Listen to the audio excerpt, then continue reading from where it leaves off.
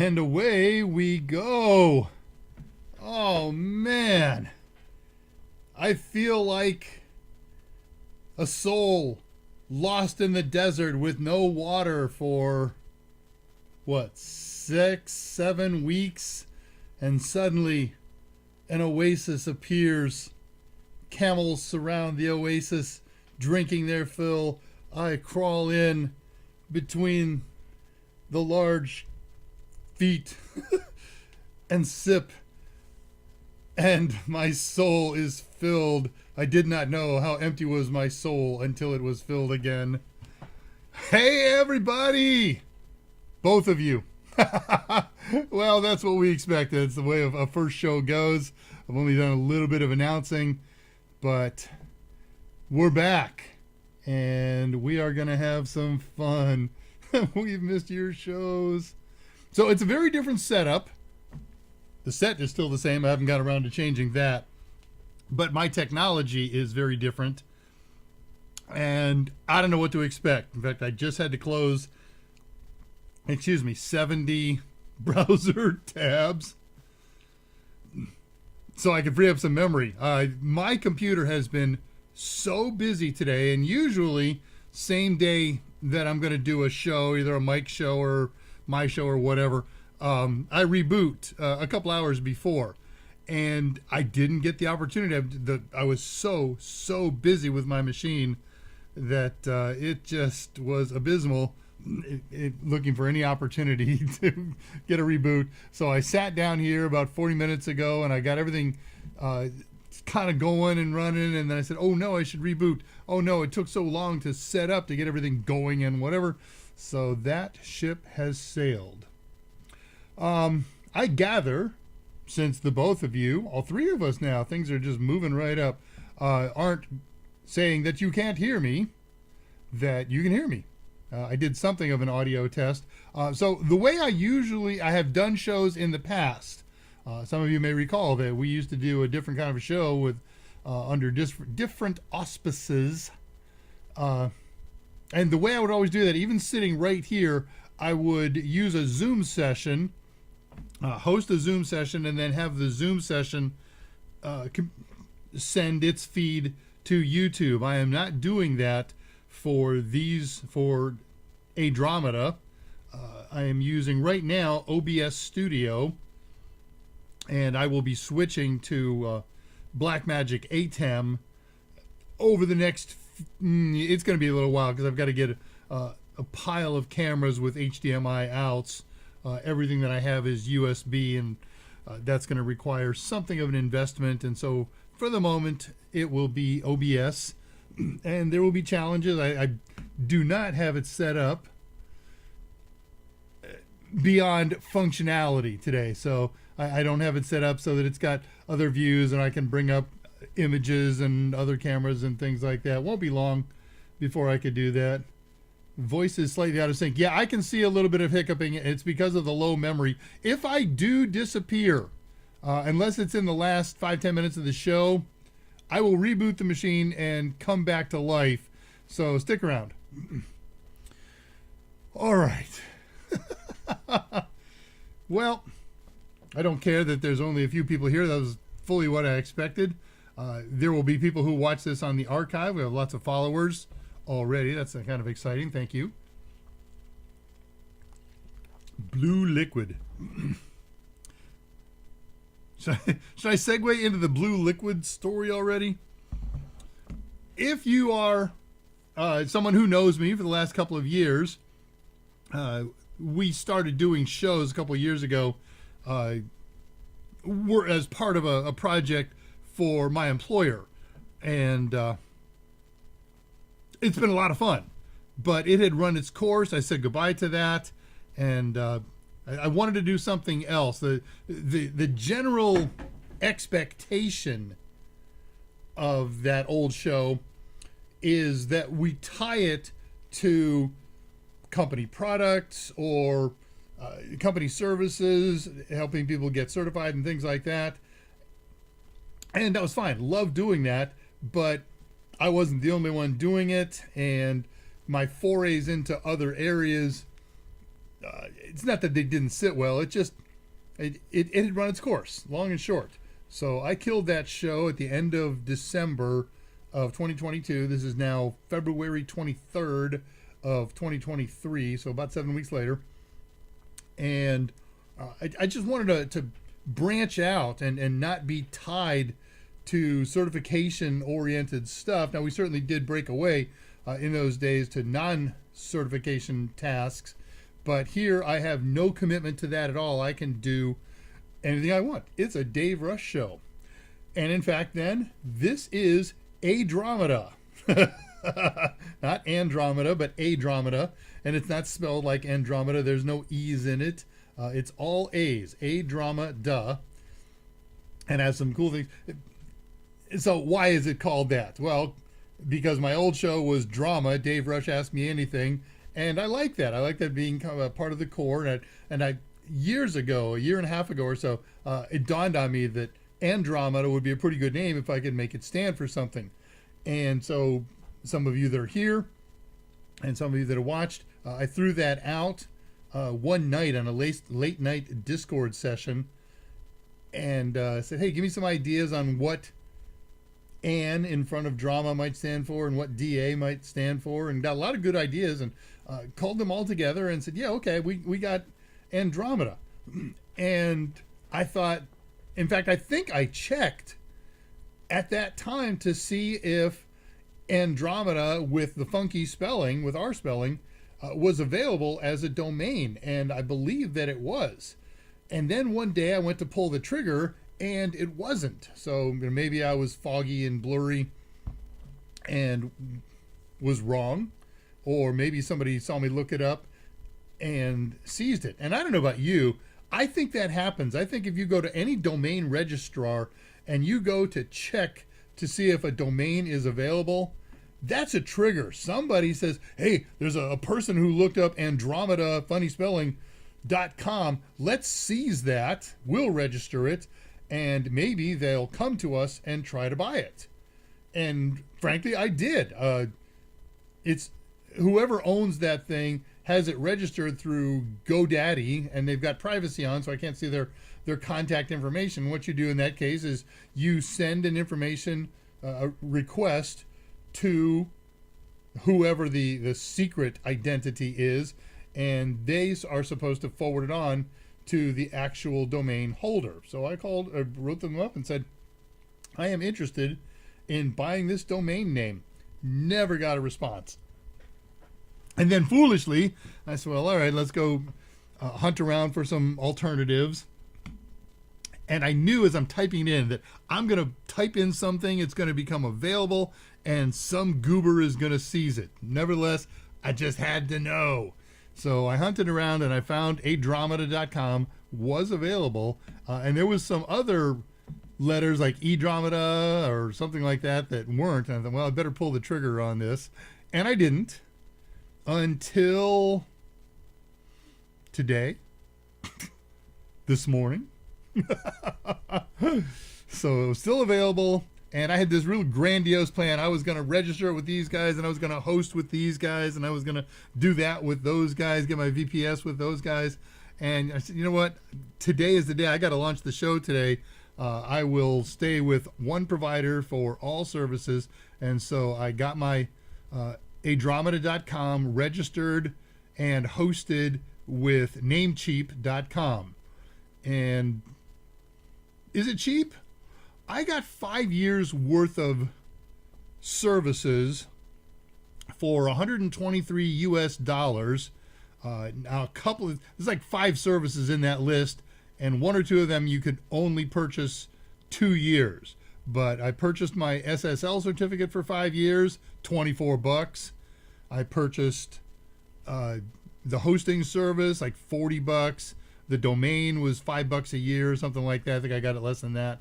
So yeah, it's going to be worth it. And I'm committed now for 5 years, or I have to sell it to somebody else. So, okay, we got ADRAMADA. Now, what does ADRAMADA stand for? I had to ask myself. The original Andromeda was going to be a new Dave Rush Ask Me Anything. And then the DA, we had a lot of competition for that one, and I decided to go with digital alchemy. We're going to take digital and turn it into gold. So cool. But a new is no good if I don't have Andromeda. And then it dawned on me, it was like totally obvious. A is another. So ADRAMADA, another, Dave Rush, Ask Me Anything, digital alchemy. And there we are. Now you know the story. I tell you that, shoot, I didn't set up OBS yet, so I can go view other things. So go to adramada.com sometime, and you will see in the upper left-hand corner of the page a color image of the Andromeda galaxy. It's kind of sitting up like this. I guess cocked over at a 45-degree, pointed to the left. And then I took a stripe out of it about a sixth of the way in. So the chunk that's here is the A. The chunk that's missing is the missing N. And then the rest of the galaxy, Andromeda. Yeah, I know. It's boring, but that's the way this show goes initially. Okay? There's a few of you I almost feel bad doing a presentation today, and I may or may not, but I've got one ready to go anyways. So what is Andromeda? Well, let's go back then and start with an actual introduction. I am David Rush, your tech from Texas. I am a senior instructor for a big provider of study equipment for various certifications, study materials in my real life day job. And I am a tech enthusiast from a lot of realms when I'm outside of company hours. Of course, I'm very tech enthused inside company hours, but here's my chance to branch out and do things that the company doesn't and doesn't need me to do for them. So I am David Rush, your tech from Texas. I was trying to come up with something about Texas Tech in there because my kid is going to graduate from there in 2.5 months. Yay! I'm going to get a raise. I don't have to cough up tuition and dorm rooms and apartments and food cards and all that crud. He walks home. I got his suitcase packed. Congratulations. I'll keep the sheepskin. I paid for that. And you can have the car. You're on your own. Good luck. No. Maybe not. I might let him hang out. I got a tent. And he's got a sleeping bag. We got a big backyard, so there's room for him here. So I love research. I love technology. And therefore, that's what this show is devoted to.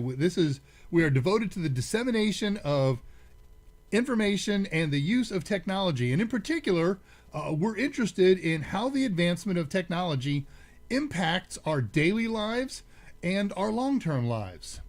So sometimes we'll get into the socio-economic, politico aspects of technology. Sometimes we'll just talk about what's cool in tech this week. There's not much cool in tech this week. There certainly has been over the last 7, but I'm not going to recap the last 7 weeks for you. So, we talk about things as they're interesting, they come up. But yeah, okay. Chat GPT has come up extensively, and I have strong opinions on it, but they aren't fair because I haven't really done deep technical research on it. That's it. I got nothing to say about it other than I don't trust it. From what I have seen, the reports and the activities people have done with it, I think it's problematic, but I really haven't looked into the roots of it, so it's not fair for me to do some kind of presentation on it without having a more thorough understanding. So I let that go. So what else? Topics will range then from certainly computers and IT. We're going to talk about security, cybersecurity, other kinds of security. We'll talk about energy. Okay, I love energy discussions. I'm building an energy collection here as a grand experiment. I mentioned this back when we were shutting down our old show. I am creating several energy sources just big enough to be experimental so they can run a Raspberry Pi. Those of you who know me know that I live and love for Raspberry Pis. And so I've got steam engines on order or parts for them. Certainly solar, certainly windmill, wind turbine. And if I can pull it off, I'll do a water wheel. So I'll share all that with you as we go on. We're going to talk about automation. We're going to talk about artificial intelligence. We will wide range anything, anytime, anywhere. Music, movies. As my tagline goes, electric guitars to electric guitars and all points in between and beyond. And so even though the show title includes digital alchemy at the end, analog technology is pretty darn cool too. Today's topic, if we get to it, is going to be everything that you wanted to know from the practical perspective about binoculars. So that's optics, and that's not very digital. I just dropped something on the floor that's really critical to the presentation. Man, oh Shevitz. That's not enough light to go down there. All right, hang on. I'm calling. You must be joking. I'm not letting this go. Flashlight.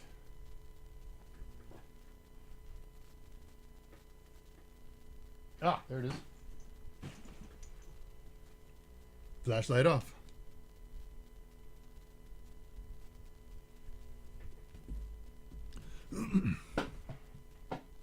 Okay.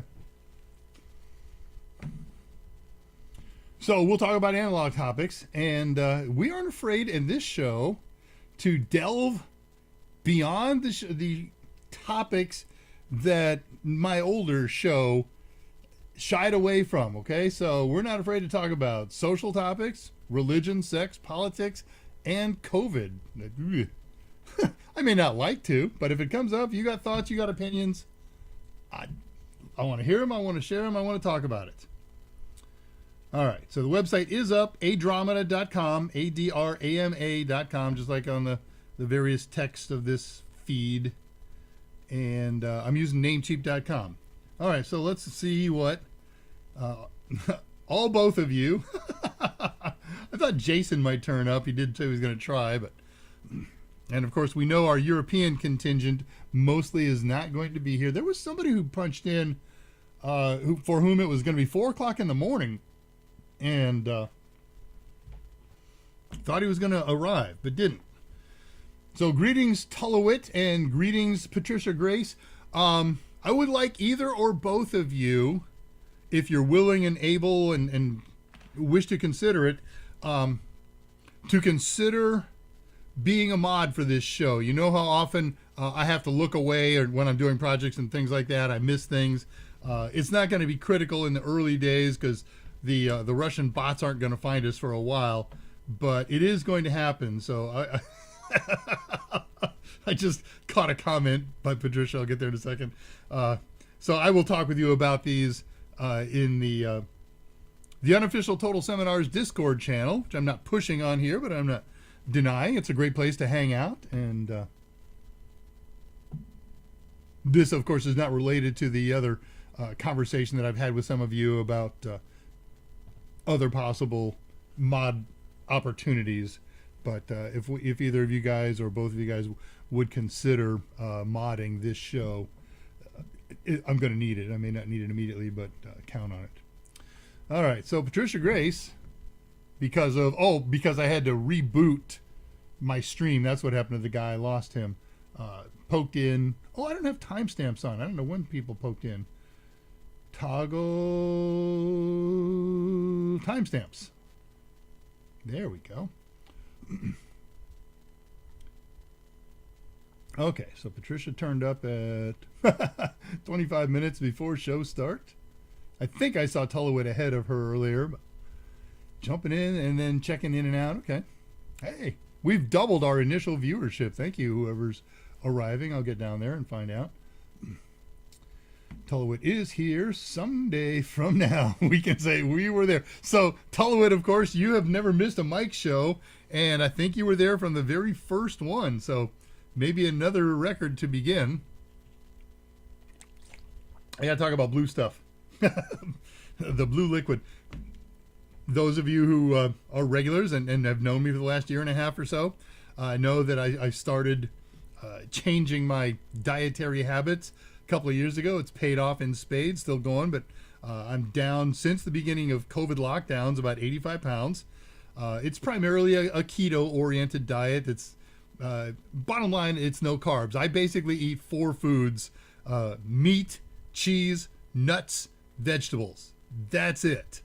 And the secret to this diet, if we want to call it a diet, is you can't cheat. Not once, not one time. Cheating one time will cost you 3 to 4 days to get your body back into a state of ketosis, which is a high fat burning metabolic thing. There's technology for you. So whenever we find something that's good that we miss, like well, I can eat full dairy, that's fine, but like chocolate ice cream, no, the chocolate in there and the sugar in there, that'll just blast me out of ketosis. We have found some cool ice cream and chocolatey kind of things that are valid substitutes, and I don't go a day without a fake Snickers bar. So we found the other day a bunch of these powdered drinks that are keto approved, friendly, whatever the heck they are. And I mean, everything from Dad's root beer to whatever this blue stuff is. It's Blue Ocean from Sonic, or it's a knockoff from Sonic. It's actually Sonic, the hot dog place packaging. And it's good. I don't want to say it's freaking delicious. It's not that high, but it's good. And I get bored with straight water. All right. Back to business here. So I did a welcome. So my first, probably 24 shows, I'm going to do a quote from a favorite movie of mine in the in my 5-minute prior greeting. Unless you're a fan of this movie, you will not recognize these quotes. If you look them up, you obviously will find them, but just gives me something to do. On the show that I produce in Another World, I always try to do some kind of clever thing at the in the middle or at the end of the gonna start any minute now post. And I do, what have I been doing with that one? Oh, I've been doing quotes from Animal House on that one.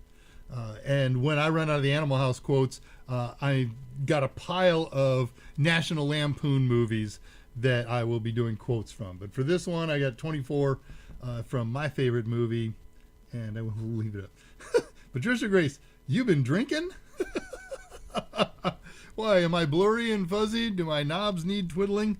Says the woman who posted that thing on the unofficial Discord channel. When I first glanced at that, I thought, my gosh, do they make emojis for that? I couldn't figure it out. I'm glad you explained it, but I was kind of agog. Oh, should mention, some of you may have been around in the past. I think in December on the old show, I brought in 2 guests from Rocky Linux, and wonderful. The CEO, Greg Kurtzer, and Skip Grube, one of the senior developer, and wow, it's such a great time on the show with them, before the show with them, after the show with them. And when they got all done, they said, hey, send your address to our executive assistant, office manager, and a million other hats, a lovely lady named Jessica Jonitz. And she sent me a box full of swag. And I met with him again today to talk about potential future appearances here and some other goodies. And so I said, you know what? He wore a Rocky Linux shirt when he did the show, and a Rocky Linux hat. And I said, I'm going to return the favor, and it's not going to change. And got to tell you, this is an extra large shirt. I hump over it. It don't fit. It's too big for me. I'm wearing larges. Yay. I was wearing double XLs back in early 2021, February 2021. I guess it's 2 years now, huh? Oh. Patricia Grace, I dusted off an updated Q40S on my Dell Mini today in honor of the show. Thank you. I'm glad it's working. So many people have been experimenting with so many different OSs lately. It's Q4 OS, not Q40S.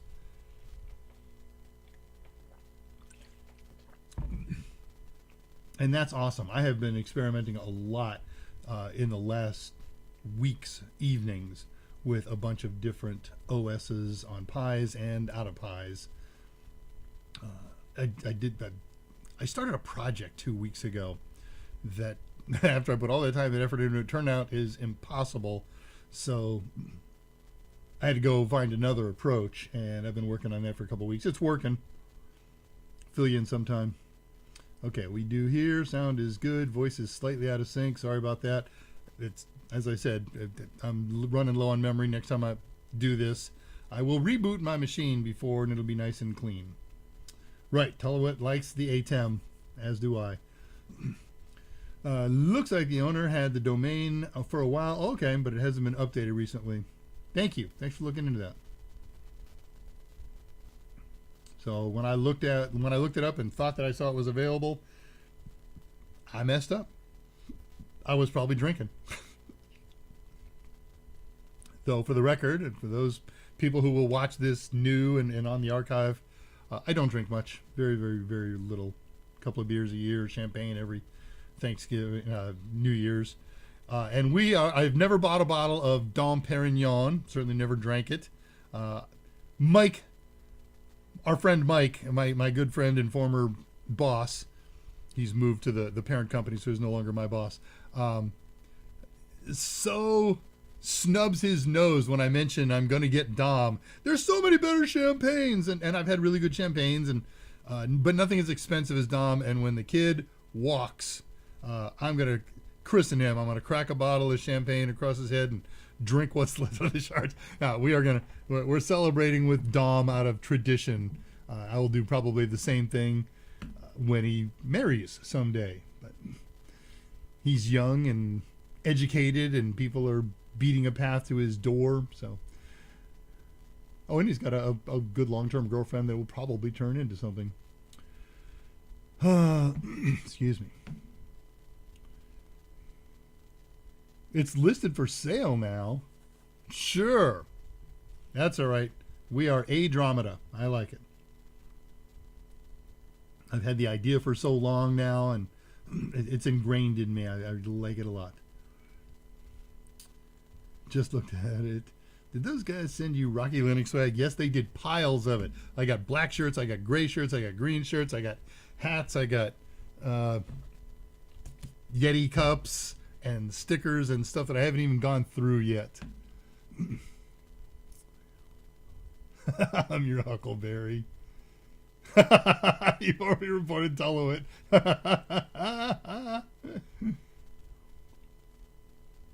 Yeah, definitely still keto. Because I'm shooting for another 25, maybe even a little more, somewhere between 25 and 40, frankly. Like I said, I want to get down to birth weight. I'm banging around 2.25, maybe a little less than that now. 200 is a healthy target. 175, 180. Maybe that's an unrealistic goal. Maybe it would be a bad body type, and I'll decide when I look at it. But I've still got a couple of curves that make themselves evident when I wear a belt, which is all the time. Yeah, full keto. Never go full keto? Okay. Bread mellows, huh? Get back up on my mudge. What? 2,500? Yeesh. They jacked the price because I asked. That's why. Somebody's interested. Let's start with... And it'll sit there. Nobody will want... Oh, wait. That's Andromeda with an E. I want Andromeda, all A's.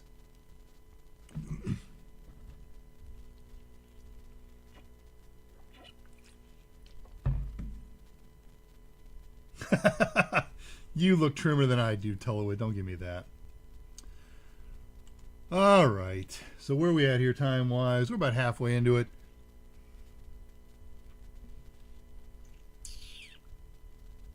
I'm not going to do an optical presentation.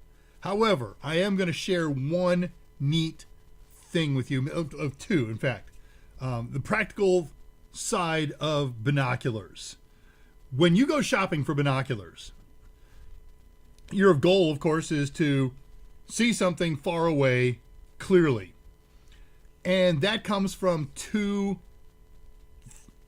primary factors in a pair of binoculars. One, how much light comes in the entry point here, the primary lens. The bigger this are, the more light you get in. And that means you can see farther away, dimmer objects. That's why why bigger is better in telescopes. I want to see great distant things. I'm not going to look through an aperture this diameter. I want something that's, well, if I'm earthbound and I'm paying hobbyist, 16 inches is huge. That's about 18 inches. So 16 inches is gigantic. The top of most hobbyist models is 12 inches, and you're going to pay big bucks for that. The ones you go out that are this big, those are 3.5 inches, 4 inches. Your basic hobbyist telescope, where somebody's going to spend $200-300 for it, is about 4.5 inches or so. Your typical binoculars are 40 or 50 millimeters, 5 centimeters, 2.5 inches, 2 inches, I'm sorry. And that works fine as long as, you're looking in daylight or you're looking at well-lit objects. You can even moon gaze very well and a little bit of stargazing with something that's 50 millimeters. The next thing we're concerned with is how far away can I see something clear enough to matter? And that comes with, or is identified by the magnification number. Let's take those two things and put them together. If we look at this binocular, I don't think you're going to be able to see it in the light in this camera, but somewhere on here, it says 12x50.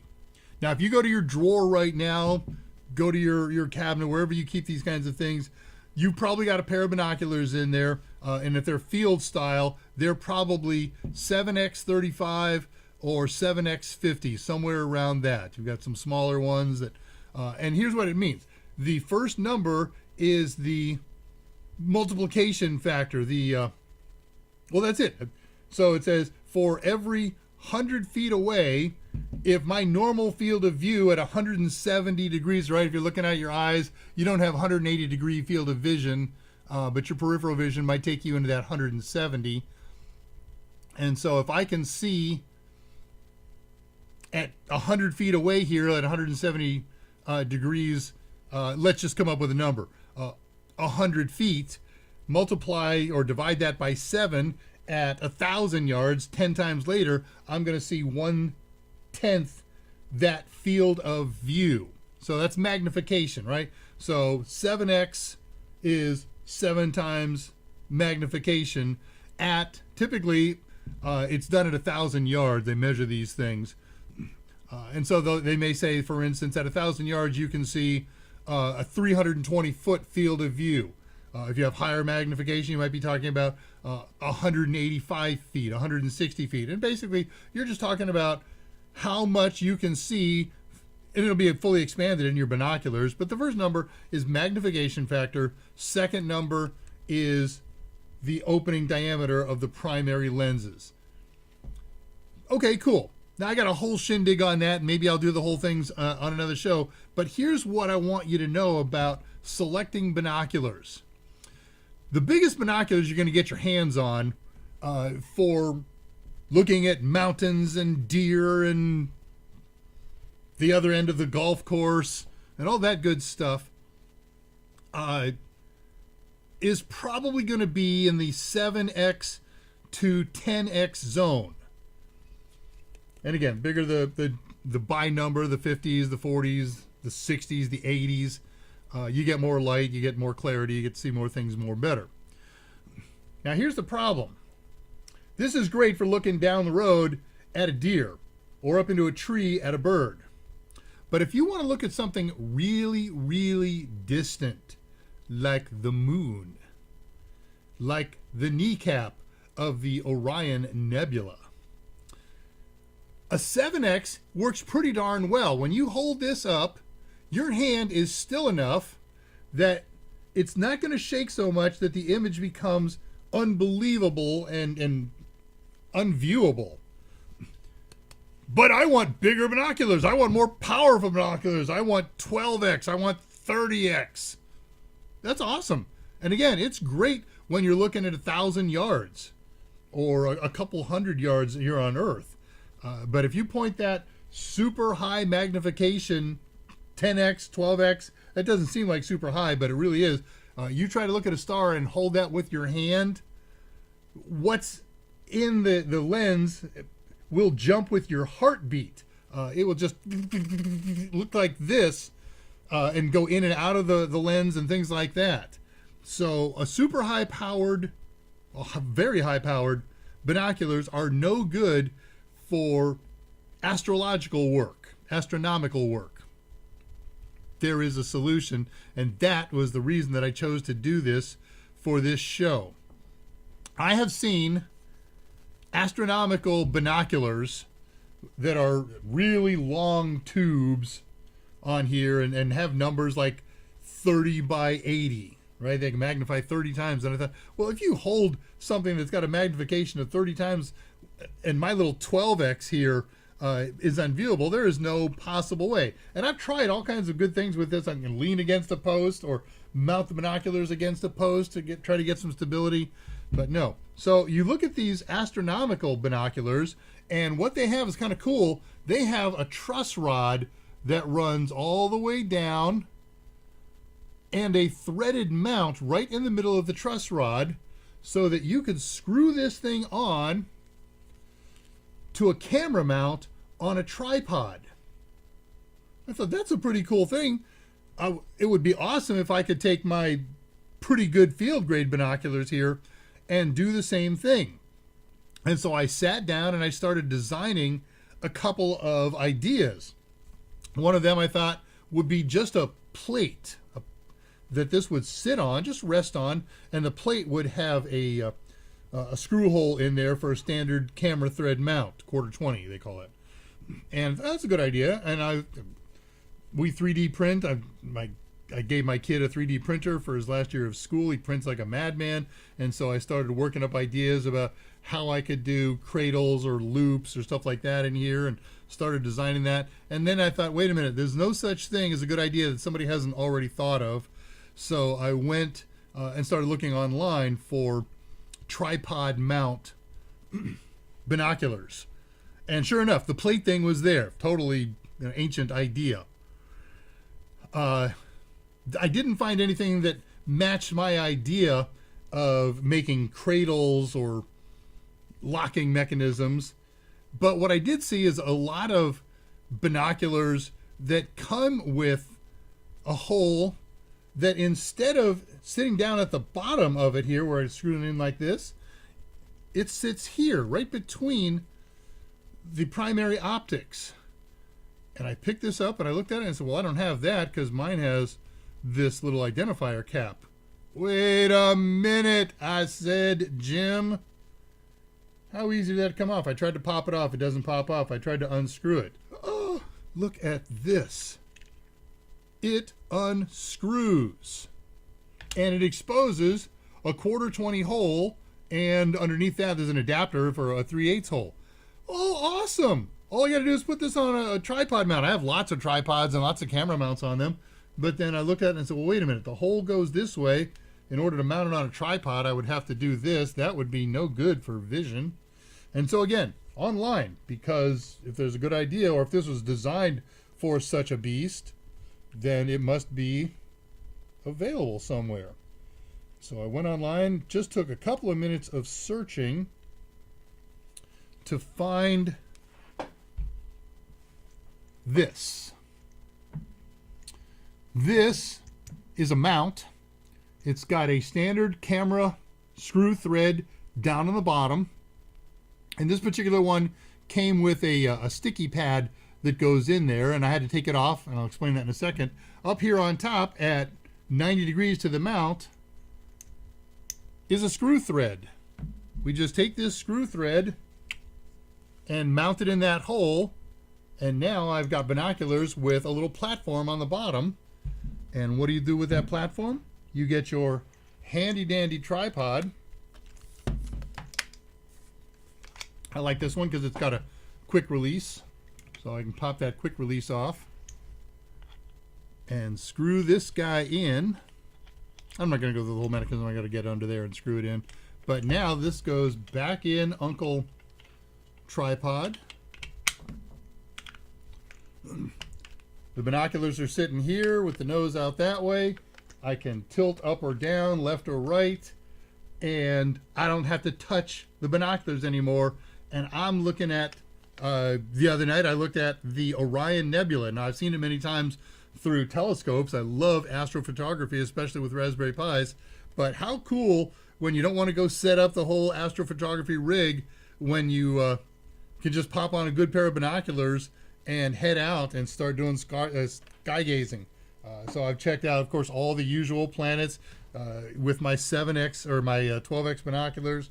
I got a very good view of Jupiter's rings and Saturn's rings, some of the moons of Jupiter. So your field grade binoculars, not the little opera binoculars and not the ones that will snap close, but your basic field grade binoculars that you find at every flea market and every garage sale and every boot sale. It probably has a mount for one of these, and these things run, if you're patient, you want to order one from China, you can get them for $4 or $5. If you're not that patient, you want to get one here in the States off eBay, about $8. I was impatient. I went for the $8 and loving it. So there's this week's technology, how to take those binoculars and give them additional life, doing things that you might not have considered doing with them in the past. They're awesome. Got to tell you where that came from. I had a nephew visiting in from Washington State. He's 12, 13, total binocular age. He lives, in the state of Washington with all the wonderful mountains and wildlife and things like that. And we all went to a football game. And I said, hey, you want to take these binoculars? Because we were up in the nosebleeds. Yeah, they took them. Didn't need them. Nosebleeds was still pretty good view. But he really enjoyed playing with them. And I said, well, take them home. There's my latest belated gift to you. And then I was binocularless. So I went out and without doing any kind of research, I said, well, those were good. Those were 7x35s or 7x50s. I'll get something with a little more magnification. I'll get a 12x50. And then I got it, and I loved them until I went stargazing and realized, man, I look like I got Parkinson's when I looked through that thing. So a little research, and wow, just whole new life. All right, what's going on back here? Telescope. Yeah, I got a pile of telescopes too. I have one that's just dedicated to astrophotography, and one that is, I guess, not a pile. There's two, and one that we just use to go out and do general stargazing and have some fun. Sometimes we'll invite the neighbor kids over and say, hey, you want to go? Have you ever seen the rings of Saturn before? No? Well, here you go. Grab a step stool. I would love to get a camera set up to take pics of the moon and stars. Raspberry and an $8, a little more than that. You need a Raspberry. You need their camera. They're about $8 to $20. And you need to 3D print or get a 3D printed adapter. It's just a little eyepiece adapter so that it can mount and drop into your telescope eyepiece hole. Yeah, me too. I was just thinking a great view of the moon and planets last night, but yeah. Hey, so we are, the three of us, we're all south of the line where all that nasty weather is hitting north in the continental U.S. Nice change for us, huh, Patricia? Hey, we've got a few more people who popped in. Let's see what else is going on. Anybody's here? I have way too many hobbies for time or money. With you on that. Put my in-home dentistry hobby on hold. That was a news item here. Over the last 2 years, some kid, 17, 18, was pretending to be a doctor and was providing ostensibly medical services to the locals, and they caught him, and he was a kid, right? 17, 18, something like that, 16, 17, something like that. I don't know who the heck he was convincing that he was in fact a physician, but there he goes. He pulled it off. And they let him off as a juvenile, never do it again, and stop it, and maybe we'll find you or something like that. And then just a few months ago, this is about 2 years ago, they busted him. A couple months ago, he got busted committing dentistry. So he's a serial thing, medical professional. Fake. Love me some blue stuff. You're outside now. Blue looks good, huh? All right, I'll go look at the end of the show. What else is here? I made a very broad outline. I'm trying to do this show mostly extemporaneous. I'm not going to follow a script like I have in the past, generally. But I do have a very thorough outline on optics and image shake and page after page after page. The cool thing is, old show, I would do 19, 20 pages worth of notes and outlines and script and things like that. This document this week has 4 pages. Yay! And that's it. So I thought I'd leave myself some time. Sometimes we'll open with these thoughts and sometimes not. We won't call these rants. We won't call this curmudgeonly. You may. But I'm going to share something that has bothered me for the last few years. Tullowit is the only trained cook chef amongst us. However, there are a bunch of us who are dabblers, and I am certainly amongst those. And especially with the new diet, I'm always trying to find an experiment where I can find something that I like and new pre-diet, but can't have right now, right? So I can't have anything with breading on it. They solved that problem because there are all kinds of nut flours, almond flour and sunflower flour and whatever. And you can make breadings out of those that aren't bad. And there's keto breads that aren't made with wheat or flour or gluten or any of that happy crap. But whatever. So I will often, and even before, I want to go find a recipe. Maybe I want to do Thanksgiving a little different this year, or come up with a different way to do a turkey. So I'll go up and maybe pick an ingredient. Thanksgiving turkey and bourbon. Maybe not. And something has happened starting a few years ago that when you go online and look for a recipe, you're not going to find one. You're not going to find one. Used to be, that's what people would do. They would post a recipe. Here's my recipe for French toast. List of ingredients, steps to follow, how to eat it. No more. That does not exist. Every recipe that somebody feels the need to post online, and God love them, I love their recipes, they all start like my shows have.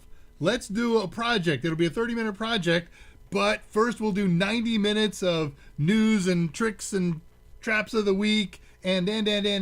So they all start something like, the first time I had these shrimp macaroons, I was in Banff, and it was I was just a fetus. Yeah, I remember the warm interplay of lemon and chilies and bananas coming through my umbilical cord. And, they just write this nonstop history of how much their family likes it and where they found the recipe and how important it was for them to tweak it. Oh, I don't like this ingredient. I had to put, instead of nutria in it, I used fresh mongoose. That's so much better.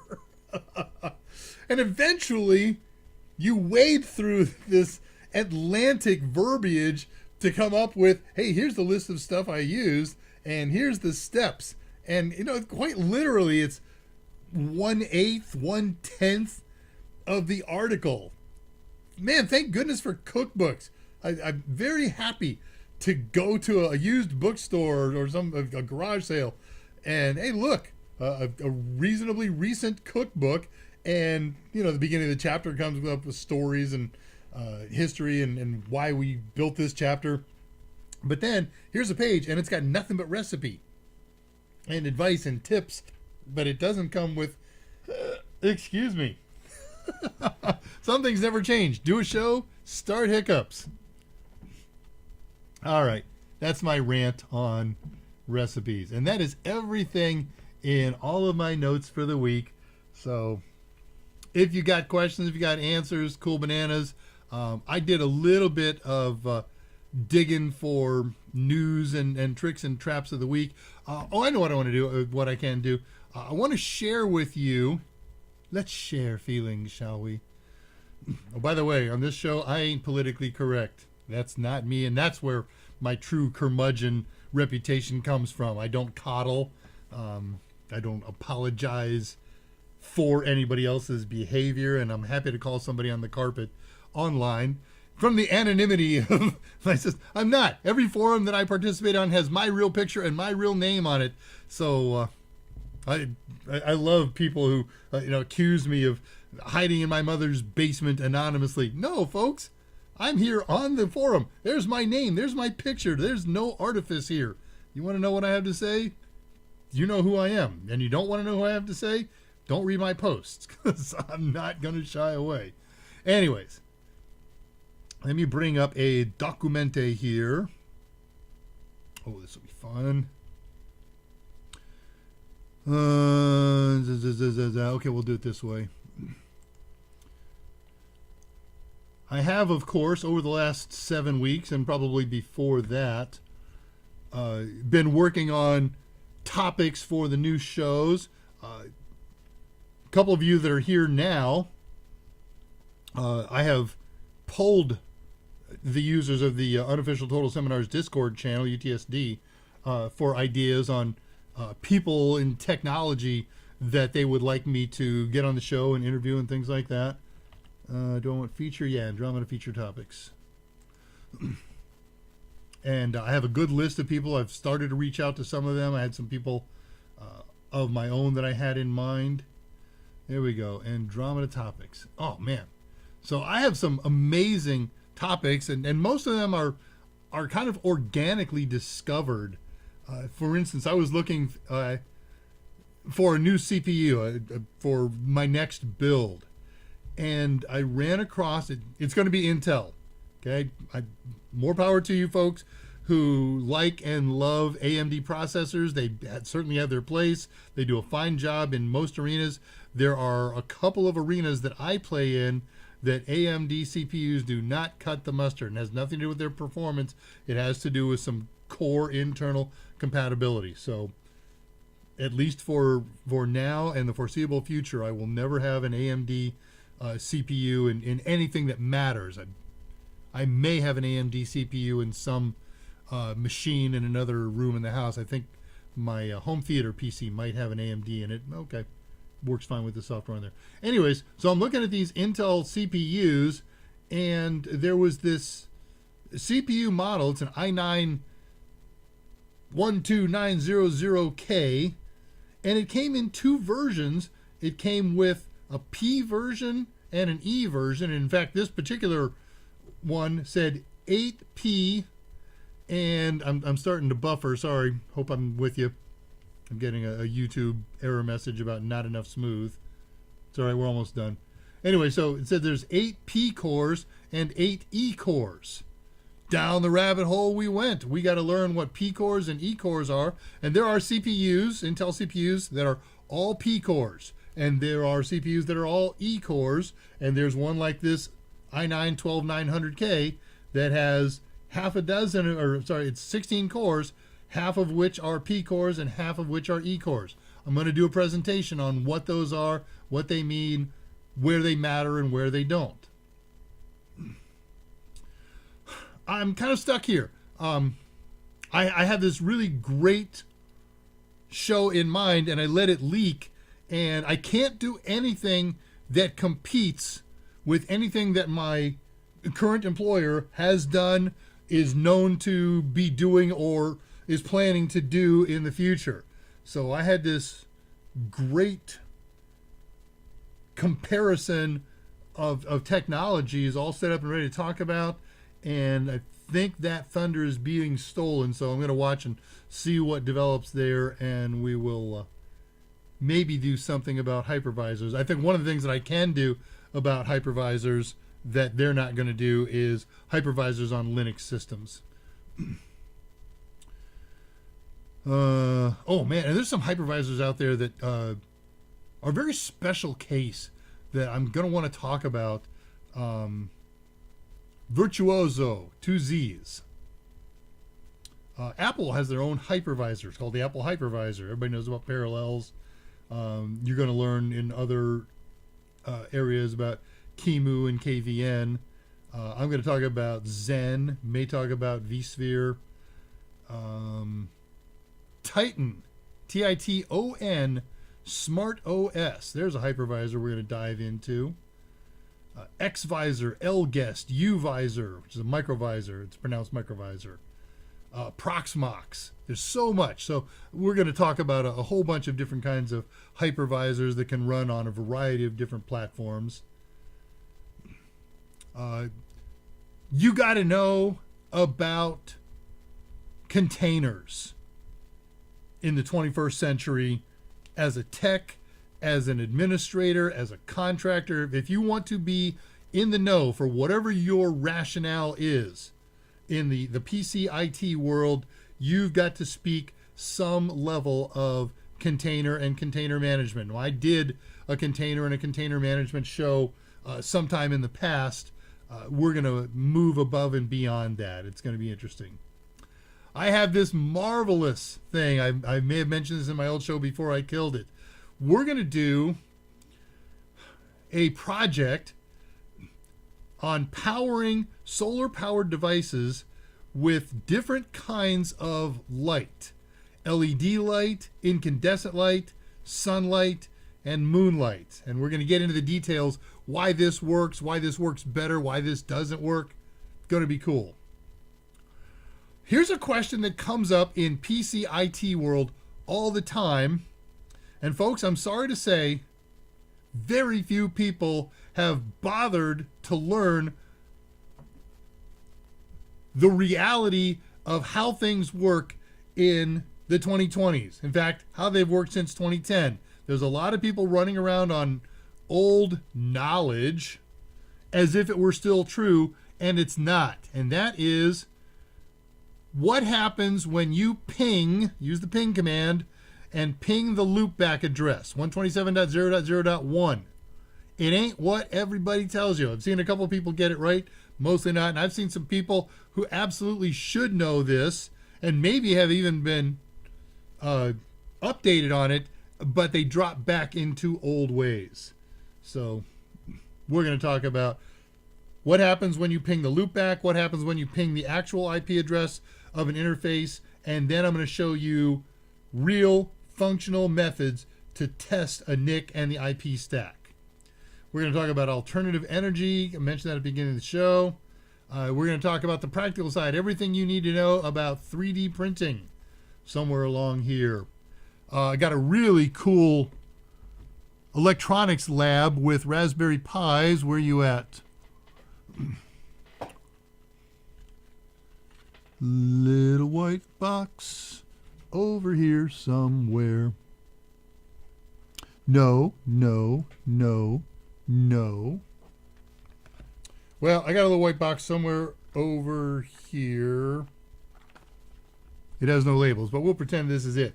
Inside is a little beast called a servo. A servo is a controllable motor. And what's control about it is not the fact that it spins and has controllable speed.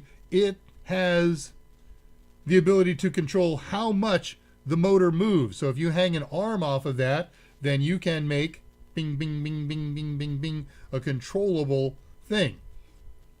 And then how we set up our control, we can use it to mimic the position of a control. That's what makes it a servo or a servo motor. So I'm going to show you how to set up a servo motor on a Raspberry Pi, and I've got some really cool projects that you can do. I'm not going to do them all here. We can do them on Raspberry Pi Picos. We can do them on regular Raspberry Pis. Cool stuff. How to control a servo with various Raspberry Pis. I have seen people do presentations that some of you have probably seen in your life in the last year or two about 568A and B wiring. And in fact, the last time I saw somebody do it, it got bobbled so many times, it was embarrassing. And in the end, they got it right. But all the gyrations and twists that we had to get through were horrific. I have a way to teach 568A wiring and 568B wiring that it's old, but it's so easy to learn that if you do this 5 times, you'll never forget it. And I can teach this to you quite literally in 10 minutes. So that's a show. I was playing around a lot in the last couple of months with a whole bunch of USB devices, and I'm not done, man. I'm having fun with USB and hubs and versions and technologies. And somebody asked me a question on one of the forums that I moderate about the internal functions of the USB bus. How are we doing on time here? Oh my gosh, I'm over. We're going to do stuff on USB. Yeah, I have barely scratched the surface here. I've done about a quarter of the topics that I have on my plate. We're not going to do them all. We're certainly going to do some, and whatever else you're interested in. We got great guests coming up. This is going to be a fun show. For the beginning, it's going to be a 1-hour show. I don't know how long it's going to last. You can't stop me from talking, and I love 2-hour shows. I can fill them no matter what. So I don't have a snappy ending. I don't want to use my old ending again. So I'm going to wind things up here, see how they all go. Guys, I know there haven't been many of you here. I know it wasn't a fascinating, heart-stopping show for our inaugural show. It was never intended to be. It was never expected to be. We got 5 concurrent users. That's 3 more than I expected to have. It'll grow. Pass the word. It's going to be a lot of fun. And we're going to do this every Thursday for the foreseeable future at this same time, 7 p.m. Central Time. If it's Daylight Savings Time, it'll be 7 Daylight Savings Time. If it's Central Standard Time, it'll be 7 o'clock Standard Time until or unless that changes. So, folks, if you're watching this on archive, we did this to stop doing them at 2 o'clock in the afternoon, my time, because you're at work and you want to catch something interesting or maybe catch it on the archive at a later date. The shows will be topical. They'll be fun. There'll obviously occasionally be just an open thing because I don't have time to prep a show. But that's where we are, kids. Here, let me check the last any final post that you guys made. Turkey and bourbon. Yeah, there's an old joke about that. I'll run over about 2 minutes. How's that? There's an old Foster Brooks. He calls the liquor store. He says, "I'm making a turkey. I need a 5th of bourbon and a 5th of vodka," and he goes through 5th of all these different liquor types. And the guy in the forum, he's, "Yeah, I'm getting the list. I'll have it packaged up for you when you get here." He said, "What are you doing with that?" He said, "I'm cooking a turkey." "Well, what do you do with it on the turkey?" "Well, we baste the turkey in it all." I said, "Does that turn into a gravy?" And they said, No. It is the gravy. When you're all done cooking the turkey, you chuck the turkey and sop up the gravy. That's a very old joke that I recall from my teens. More hobbies than money. Had to put my in-home dentistry hobby. That's where we left off. It's raining in paradise. Shower was funny. Ask ChatGPT for a recipe. That's an interesting concept. I will ask ChatGPT. I've never used it. And you're going to have to really twist my arm to make me use it until I sit down and start doing real research. But I want ChatGPT to invent a recipe. Maybe I'll give it 3 ingredients and see where it goes from there. Give it the freedom to add more. Drives me nuts when I look up a recipe and have to wade through the novella, you're exactly right, to get to ingredients and methods. Gotta go nuts. Patricia Grace, I just use the recipe to cut out the crap and get to the recipe text. Exactly. Man. I want to see Linuxy stuff. Count on it. There will be Linuxy stuff. All kinds and all flavors. Man, I got Linux stuff planned up the wazoo. Very interested in the wiring hints. Cool. We will do that. Save me from getting A and B standards tattooed. I love that idea. I can just see some budding tech who's trying to impress his boss and he's got a crimper out and he's clearing wires and he keeps looking at the back of his hand. That's awesome. Hey, it's great. Thank you guys, everybody who came in. The several of you who didn't chime in, please chime in next time. Tell your friends, get the word out. I will get this on my social media outlets, such as they are. I'll be promoting UTSD and whatever my other social medias are. We're going to turn this into a show. It's going to be a lot of fun. It's going to take 6 months or a year to get back to where we were and maybe further. But hey, it's been a blast. I have missed this show. I've missed you guys. Obviously, we communicate with each other through other menus and other methods, but this is so fun. And I envision an opportunity where, you know what, Tullivet's been a long-standing lurker on these shows. Let's get Tullivett online and hear what he has to say to everybody. And the same for Patricia Grace, and the same for Andre de Goyard. And we've certainly done these in group chat sessions on Discord, but you guys are technology leaders and industry leaders, in my opinion. All right, I've dragged this out long enough. I got to figure out how to make this thing stop streaming. It's right there. Hey, everybody, I will see you producing Mike's show on Monday. He's going to do Hyper-V, one specific hypervisor. I took a look at his machine when I was over at his house the other day working on another project, and very, very impressive presentation, ready to rock and roll. And if you saw Mike's show yesterday with Michael Liebert, I hope you know. If you didn't, man, watch the show. It was Mike Myers AMA on February 22nd with Michael Liebert. That show had everything. It was one of our top 5 shows ever. It was marvelous content. It was marvelous interview. It was marvelous tech. Everything worked the way it should for everyone. It was a marvelous. Michael is a great guy to interview. Man, wonderful, wonderful show. I hope you catch that. And if you have the slightest interest in a cybersec/SOC career, you want to see that show. All right, I will bail. I'll find some pithy wind-up and for the next show. In the meantime, I'll see everybody on Monday. Have a good weekend. And I still will leave with this one. If at all possible, call or visit your parents. Hey,